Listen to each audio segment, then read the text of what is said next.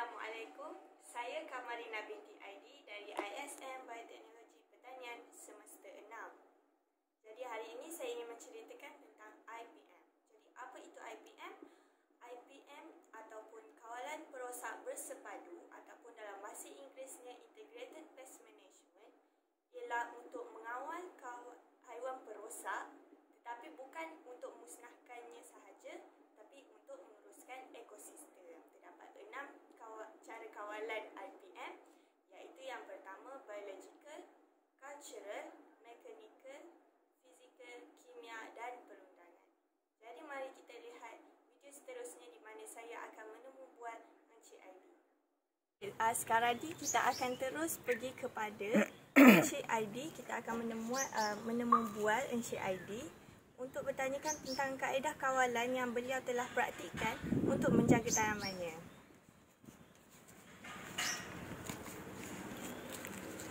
Assalamualaikum. Okey, Encik ID perkenalkan diri. Saya ID bin Omar, lebih dikenali dengan panggilan Pak Adi. Buat masa sekarang ni saya sedang menjagalah anak pokok durian di sini. Cara siramannya kita buat secara manual lah. Setiap hari, sekiranya tiada hujan, kita akan membuat siraman pada setiap pokok. Pokok musakin yang lebih kurang umurnya setahun, kita akan menggunakan satu cawan lah air.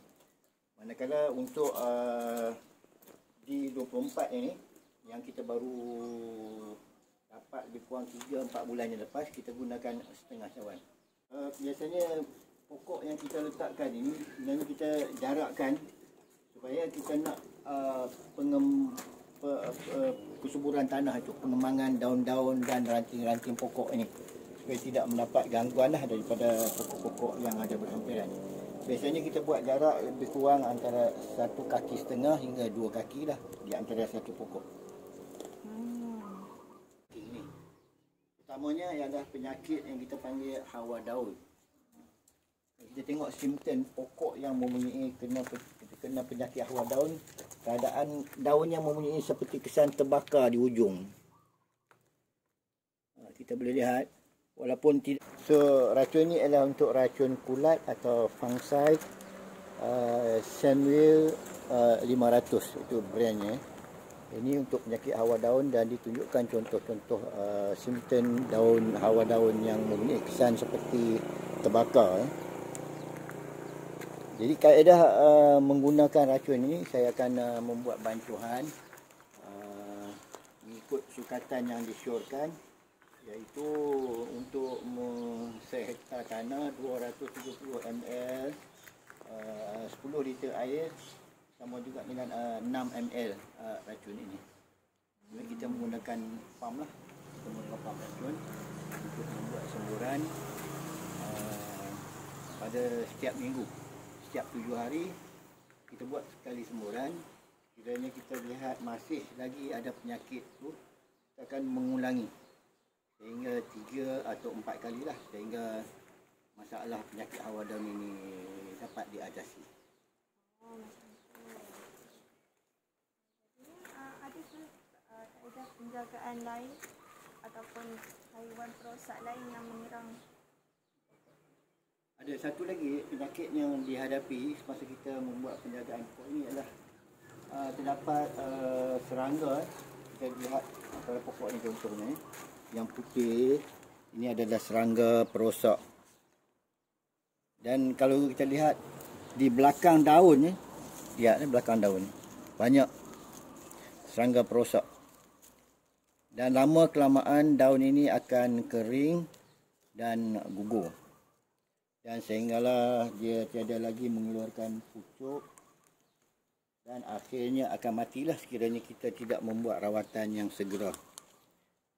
Jadi untuk penyakit ini kita menggunakan racun serangga yang boleh didapati di kedai-kedai. Kita gunakan racun serangga yang water based. with H2O water base. Kita menggunakan racun serangga ini. Maknanya kita akan buat semburan lah di kawasan-kawasan yang mempunyai serangga perosak ni. Jadi daun yang diserang tu perlu buang atau tidak? Ya, daun-daun yang diserang biasanya dia akan gugur. Kita dapati daun-daunnya di sini dan kita akan jangan biarkan daun. Kita takut nanti dia akan menjangkiti pada pokok-pokok yang lain. Kalau boleh kita asingkan pokok-pokok yang terkena penyakit dengan pokok-pokok yang sihat lah. Daun ni biasanya dibuang ataupun dibakar. Jangan dibiarkan berhampiran di sekitar pokok yang ada. Ini kita takut serangga ini akan menjangkiti pokok yang lain.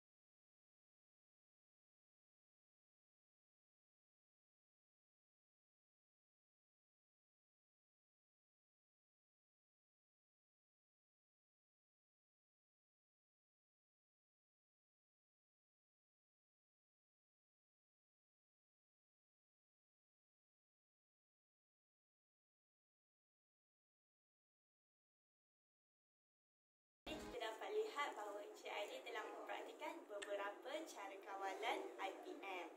Jadi kesimpulannya, kelebihan IPM ni kalau dari segi cultural, kita dapat mengurangkan kos pengurusan untuk perosak dan penyakit. Kerananya kita dapat melakukan penjarakan ataupun tidak terlalu lembab, iaitu memberi pengudaraan kepada pokok.